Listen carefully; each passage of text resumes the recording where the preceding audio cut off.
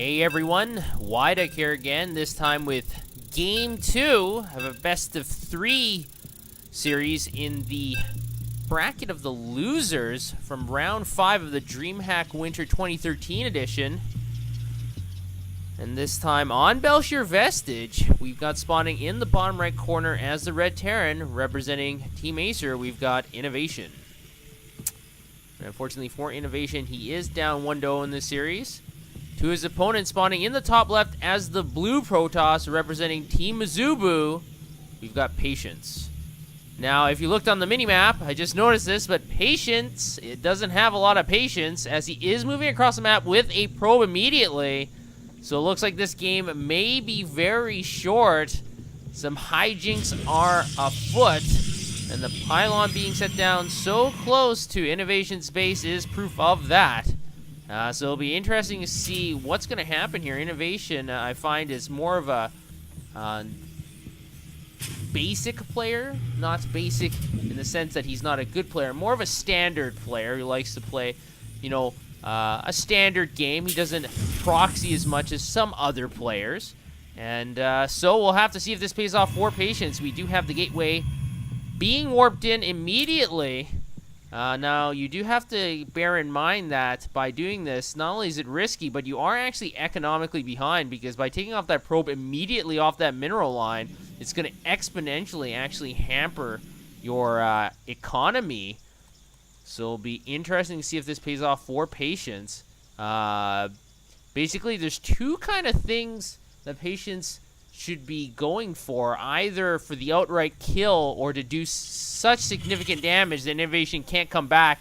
And Innovation has gone for the 14cc on the low ground, and I think this is going to spell a really big problem for our Terran player. And we saw this tactic from Innovation in Game 2 against JYP in the previous round, and he still won that game, even though JYP was able to detect it very quickly. I'm just really curious. Innovation is just really greedy, and it looks like Patience just maybe just blind countering him. Not sure how he was able to figure this out, or maybe he's just plain lucky. Either way, this command center is almost done. It's got about 35 seconds left, but I think once this probe comes in here, the probe is able to see the command center, able to confirm that Innovation is going for the command center first. And now that Zealot is rushing forward, going to start chopping down on that SEV that's constructing that command center. And that command center will not finish. It's still got 15 seconds left. And now Innovation is trying to hurry, trying to get that bunker up. But the Zealot is already up the ramp. And chopping away at those SEVs. That Zealot already amassing 3 kills. And that bunker isn't going to finish either. We do have one lone Marine here trying to fire away at this probe. But these 2 Zealots are much more of a threat. The 2 Zealots are up the ramp now, and they're able to do significant damage. The bunker has been canceled. The second barracks is still constructing. Now, we do have the command center upgrading to an orbital command at the natural, but we do have a Stalker to join the fray. And 2 Marines versus 2 Zealots and a Stalker. And my Starcraft math tells me that Patience really has the upper hand here. The supply differential is about 2-1 now. Patience has a 12 supply lead, and Innovation is doing everything that he can do to hold here. Unfortunately, he has to pull so many SCVs off the line. He only has 3 SCVs and 1 mule mining currently.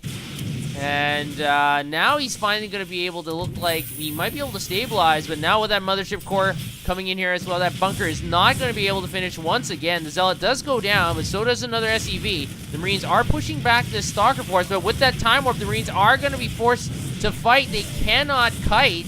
And now all the Marines have been obliterated. There's an 18 supply difference, and this is going to spell the end of Innovation.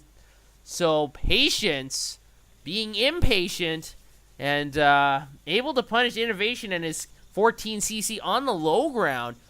It's very interesting because by putting it on the low ground, you do get a little bit of an economic boost, obviously, if you don't get rushed down like this. But a lot of players opt to put the command center on the high ground, and then you can use the command center plus the barracks to kind of block off incoming Zealots or Zerglings.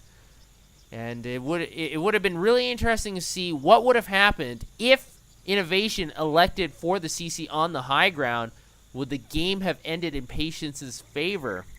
But obviously, we won't be able to figure that out, as Patience is able to take the series 2-0 convincingly in both games.